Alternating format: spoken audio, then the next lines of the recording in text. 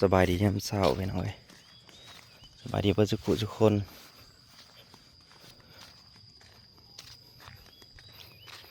แต่ละปีบ่ได้มีหยังพวกมันหาเลาะเปียงน้ำค้างน้ำไว้ดำหน้าก็บ่ได้ดำเปียงอีกละ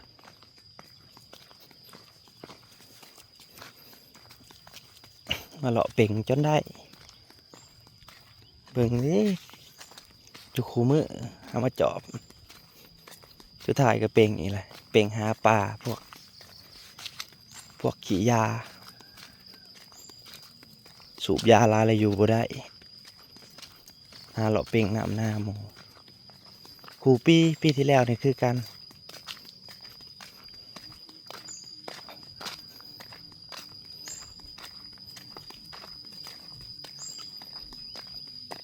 เบิดเลยเด้จงไว้ว่าสิไว้ดำหน้าไปน้องเอ้ยค้างน้ำไว้ว่าสิไว้ดำหน้า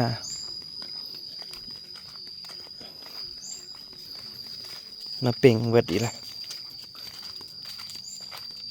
แต่ละปีเจอแต่แบบนี้พวกกันสูบยาร้ายเลยพี่บ่า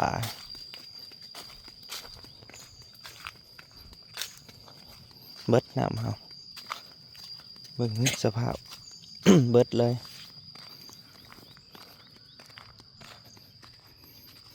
เกียงแสะ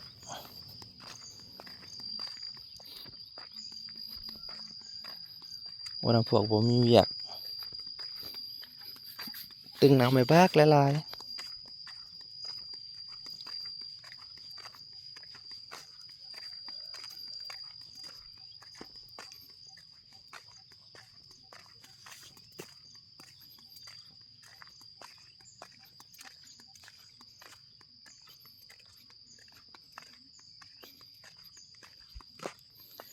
อัดดีบูดีหน่อย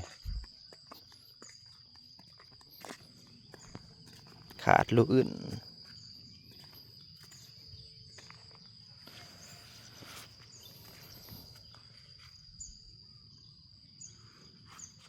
เบิด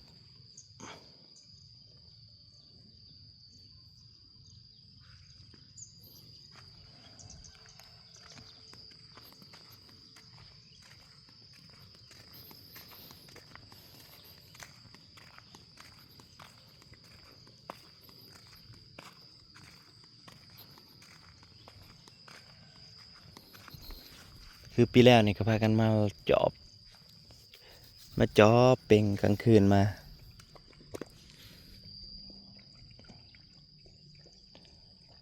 จอบเป่งจอบปลาอยู่นี่แหละแต่ละมื้อเผาก็ไว้ชิดุเผาเนาะพี่น้องน้ำก็ได้เงินจำกัดเนี่ยเพราะว่าย้ำแหละมันแรงในปีนี้อันฝนตกดุกับบัวดอกอันนี้ยังฝนทากระตกช่องเถื่อมันจอบแต่สิเป่งจอบตีแต่เสียเอาปลา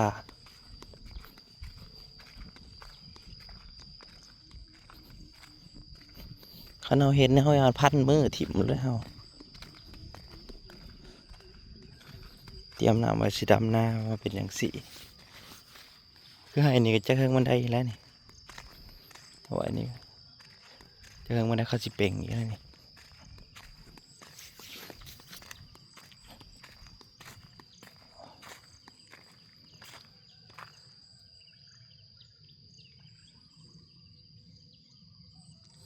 เป่งแล้วก็เอาแยงมาตรง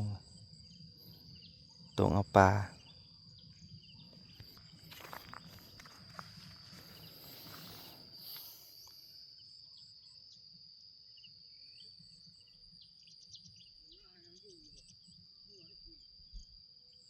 เบิดแล้ว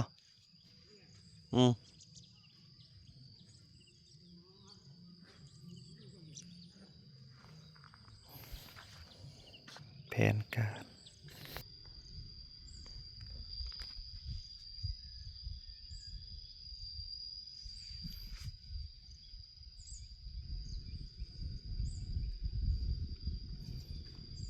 เหลืองดำสับนี่น้ำสวัสดีปุรีดำไปเนาะ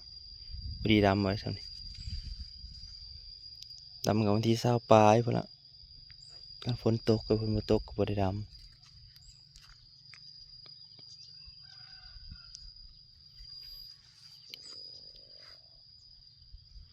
ไอ้นี่สับนี้กับพอดีดำ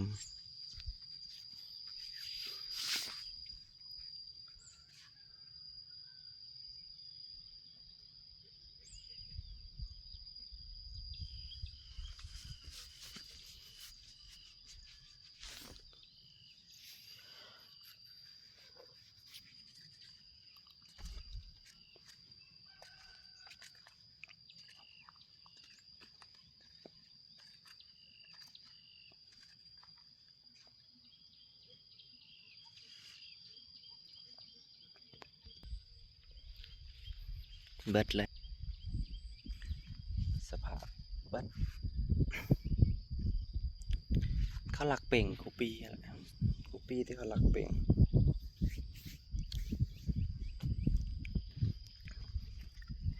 มันไหวใจภายบ่ได้จะคนดอกคือเต่าไอ้นี่ก็โอ้ยเหลี่ยมเพ้อๆนี่เล่านี่แหละเป็นคนเป่งเอาปลาเปิดให้กับพวกมาในเที่ยงน้องเนยโหมีปูมีปลามาหล่อเป่งแต่ละมือเผาน้ำพอเป็นเผายังปานนั้นยังบ่รอดแต่ไห้นี่ได้ที่ว่าจงว่าไอ้ทีอยากจะหอนมือได้อีกแล้วนี่หัวหาได้มีปลาเขาเป่งรอด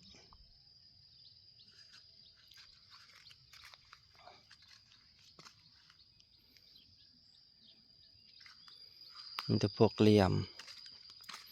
เห็ดคือเบิดนั่นแหละแต่ทางที่เจ้าของเป็นคนเห็ดกันมันเนียนๆตามจริงนะบนนี้มีแพรวังดีกับเฮาจะคนพี่น้องเลยปัจยามสิเป็นสิตายมากคือว่าวล่ะแลนมาหายามบ่มีกินยามบ่มีกินแลนมาหาเวลาก็มาเห็ดคือเก่าน้ำในบ่ได้เหลือ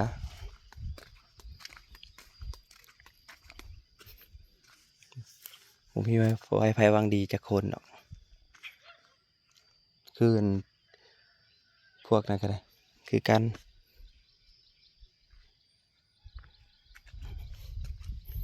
ขณะเบิ่งลูกเบิ่งเต่าให้เขาวันนี้เขายังบ่ได้วางดีกับเขา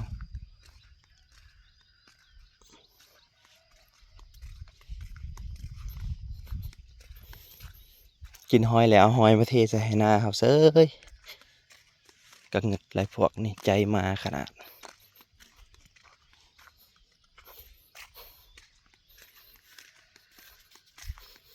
ยอมหับเลยใจมาสุดๆพวกนี้บ่มีไฟเทียบแล้ว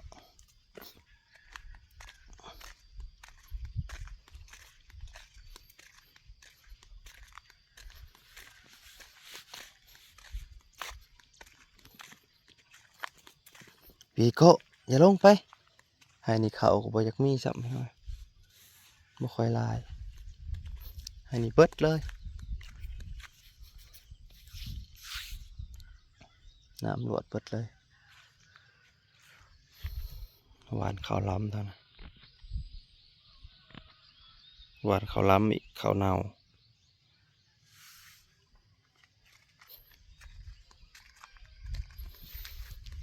ก็ว่าคำจาคือเบิดว่าคือที่เห็นนั่นแหละว่าคือเบิด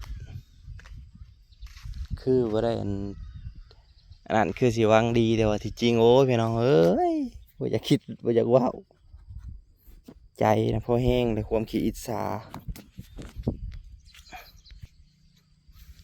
ความขี้อิจฉาพอแห้ง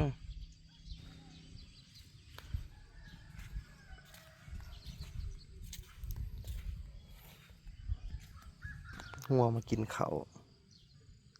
งัวมาได้ใส่เนาะเรากินเขาเนี่ยโอ้ตะหอยงัวมันมาได้ใส่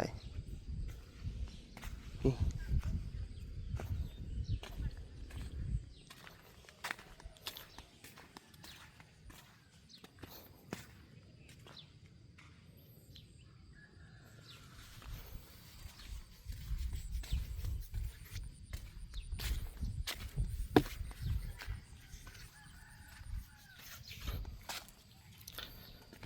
ข วานเลาะเบิ่งเท่านี้ออกข้างๆเนี่ยพี่น้อย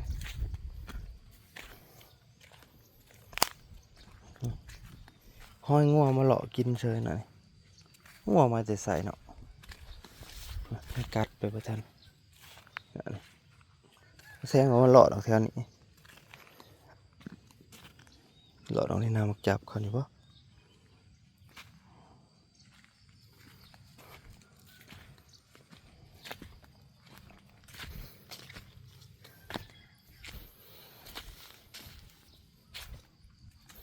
งัวมาเลาะกินถั่วเพัดทัน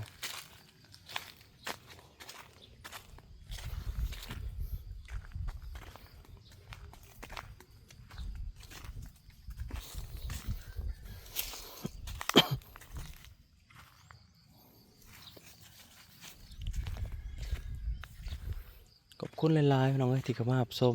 พอกันใหม่คลิปหน้าเมื่อยไงน้ำข้นหน้ามาทรอมไหวคู่มือเบิ่งคู่มือตื่นเช้ามามันนี่หายเบัด